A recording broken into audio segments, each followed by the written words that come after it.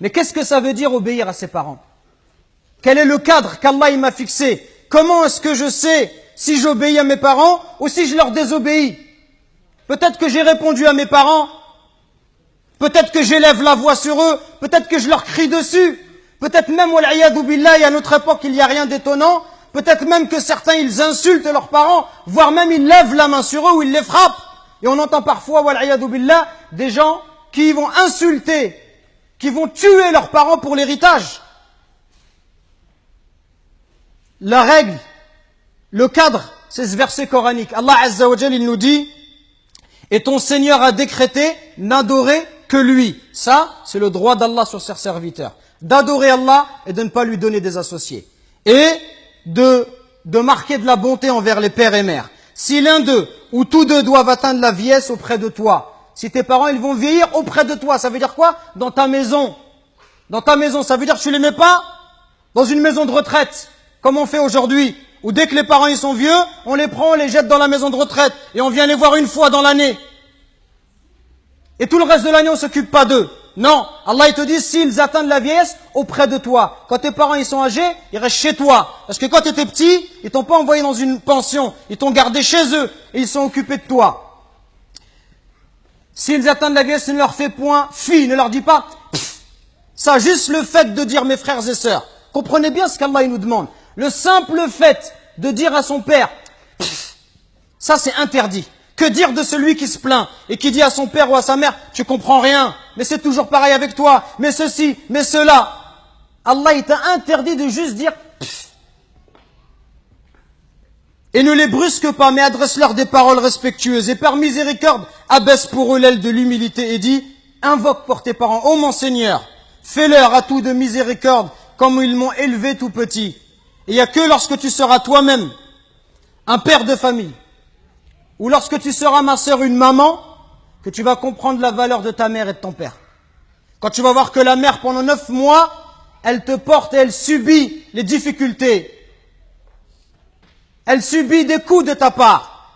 Que lorsque tu nais, le jour où Allah t'a mis au monde, ce jour-là, ta mère, elle a l'impression qu'elle allait mourir, tellement les douleurs, elles sont intenses. Et les hommes, on ne sait pas de quoi on parle quand on parle de cela.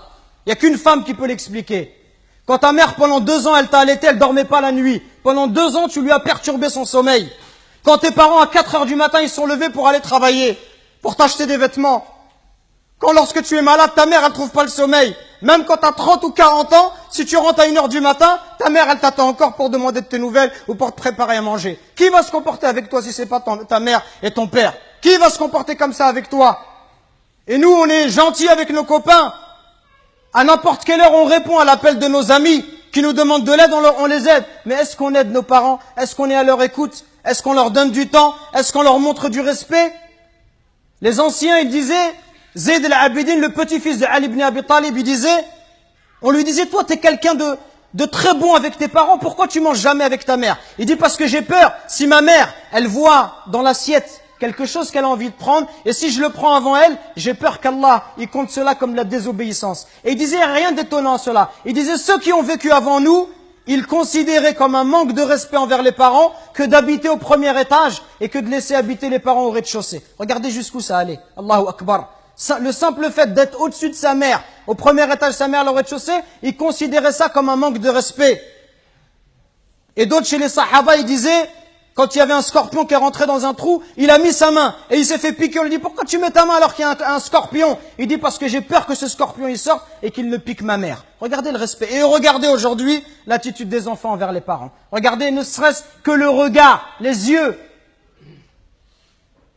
Wallahi mes frères, si nos parents ils invoquent contre nous, wallahi c'est pour nous le malheur dans la vie d'ici-bas et dans celle de l'au-delà. Allah Azza wa Jal, par l'intermédiaire du prophète alayhi salatu wassalam, il nous dit qu'Allah il a interdit le paradis.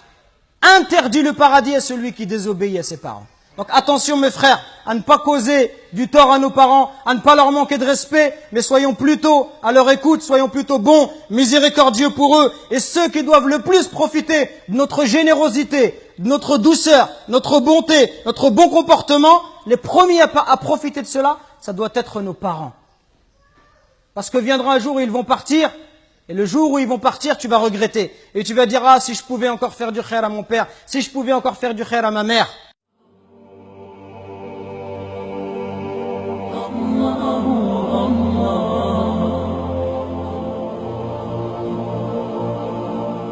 Allah